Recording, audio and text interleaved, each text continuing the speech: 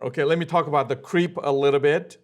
The creep really relates to the aluminum in the conductor because the carbon composite, it really is elastic.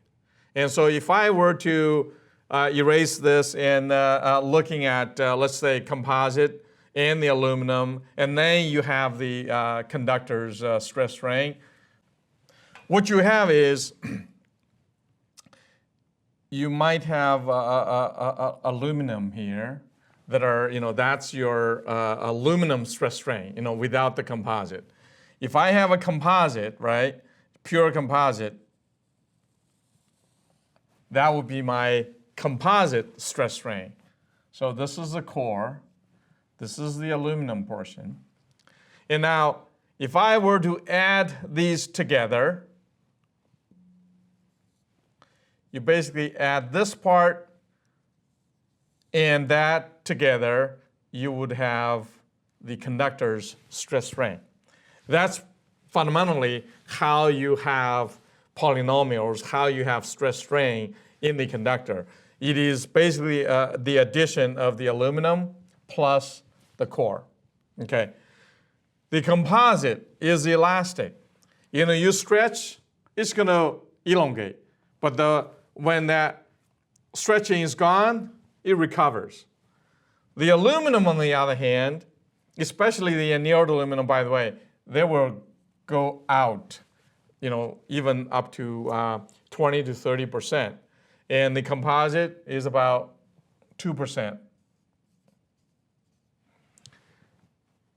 When you have this 2% here, the aluminum would already have some creeping here. But if you look at the early stage of applying load to the aluminum, they're also in the elastic region. What it means is you release the load, it's going to come back. But if you go beyond that yield point, which is where you deviate from the linear, and then you become the curved portion, you get to the plastic deformation, they're not going to be able to come back. And this is important when you do conductor installations because the aluminum strand, if it's annealed, you don't want the conductor to experience excessive bending because the aluminum may not be coming back, so you may have bird cages and other issues to worry about. And so when we do installations with AECC, you normally give a little bit more generous curvature in bendings, for example. TS, we can follow AECC guidelines because we have similar aluminum in there.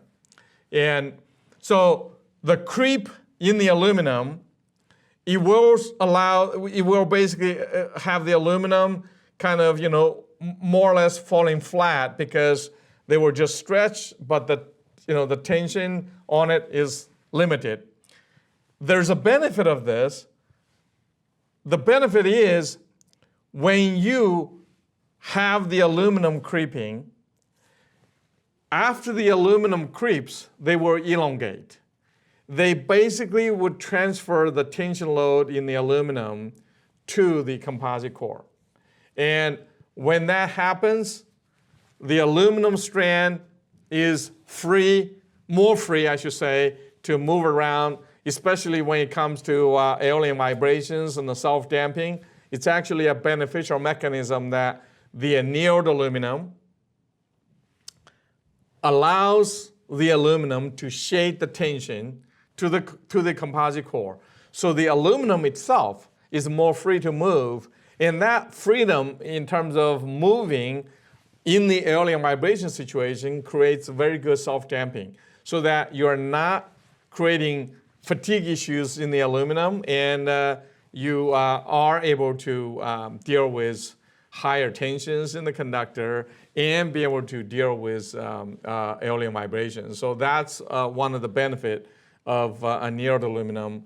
And if you use trap wire in the aluminum configuration, you actually could be benefiting even more because the trap wire creates surface contact between the aluminum strand. Now that surface-related frictional movement maximizes self-damping, which is actually the ideal way of having aeolian vibration being managed. Okay.